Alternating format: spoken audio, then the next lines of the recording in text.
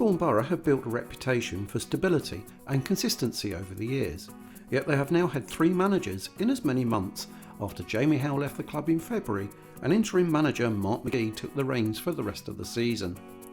Now a new era dawns at Priory Lane with the appointment of Lee Bradbury.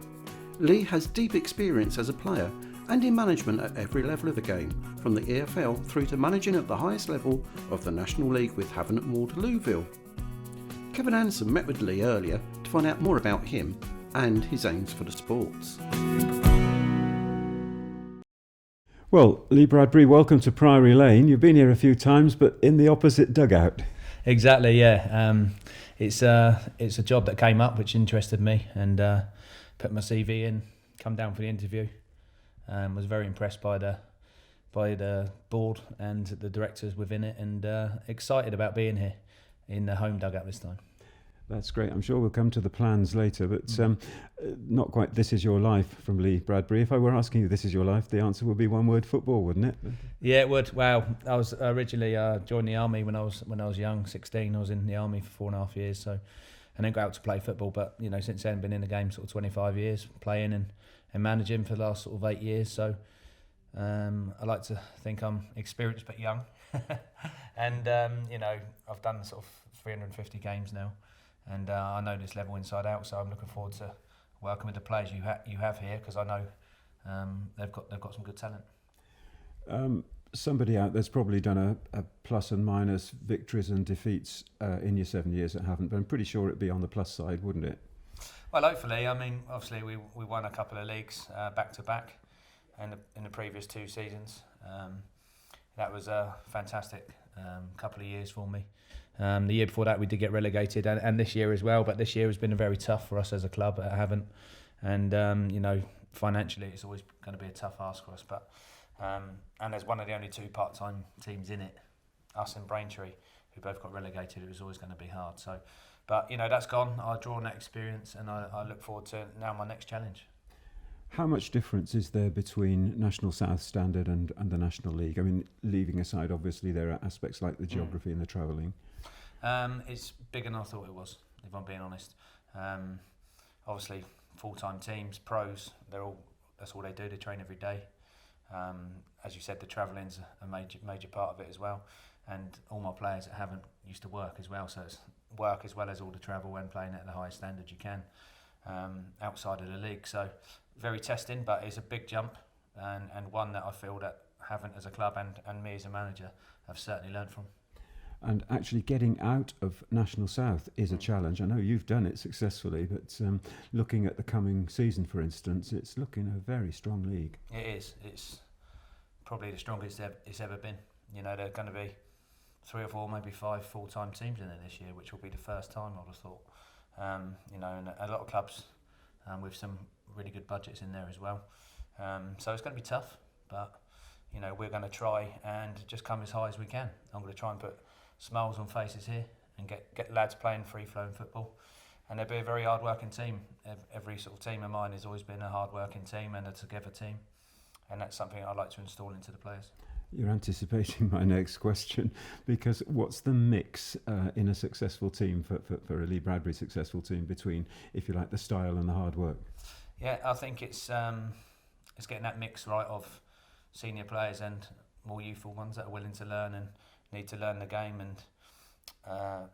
and also risk assessment. Playing in the right areas of the pitch. We all want to play good football, but we're not going to be getting caught on the ball playing around the goalkeeper. We're playing an attractive style of football, but we'll play it in the right areas of the pitch. And I think as long as you can come off the pitch knowing you've done all you could and you've given 100% for 1, yourself, 2, your teammates, and 3, the football club you're playing for, then nobody can ask any more, and that's what I demand of the players week in and week out. And I don't want the secrets of the boardroom necessarily, but have you set yourself targets, and have you talked to the board about targets? How soon will success come? Well, it's a work in progress, isn't it?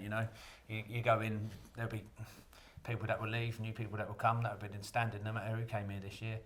For a club of Eastbourne's size, I think where they came this year is probably not acceptable, and we need to do better. and without putting any pressure on myself, I feel that I can do better than that next season. We've got to be pushing to get into that top 10. I don't think that's happened since they won the South in 2008. So we need to get up around the right end of the table, get the fans back in here, enjoying themselves and feeling part of a very big community club in a great area, and hopefully that can go from young to old. I'm full of unfair questions today, but I guess you've only been in the job days or hours. But what about the wider aspects of the club beyond just the first team and success? It's known as a community club. Do you see yourself playing a role? Yeah, certainly. I think managing for me is not just managing the first team, but trying to get the best for the football club and growing the club off the pitch as well as on it. Of course, ultimately, I'll be judged by results on the first team, but it doesn't mean that I can't help out in the youth sections and try and drive the community forwards with other people's help to try and make this club a better club. It's got great scope. It's a big area, lots of kids, lots of schools, community schemes, etc. need to be pushed, and I think if we can do that, that can help the first team be successful. The final unfair question, I promise. You've not even met the players yet, and I guess you're coming in at the right end of the close season, and you've got the close season ahead of you. You've got quite a work to do, haven't you, in terms of team building, deciding who stays and who you bring in? Of course, and that's as part of anyone coming in, you've got to assess them. As I'm lucky enough to know majority of the players you have here, and obviously seen them play a lot recently in the last couple of years, so I know what they're capable of. I just want to speak to the players individually to see if they're hungry and want to be on side and want to do whatever it takes to be successful. And the people that aren't, then I'm not interested in having that at the football club. I want people that want to wear the badge with pride and push this club forward along with myself. And lastly, what's your message to the Eastbourne Borough supporters today? Get right behind me and the team. I know you haven't had a lot to cheer about this season, but that's from first day pre-season. Everyone's in it together. I'm a big believer of that. From supporters to all the way through the football club. We need to all pull in the same direction, and the more people that do that, the easier it is to pull in the right direction. Lee Bradbury, thanks very much. Thanks very much. Cheers.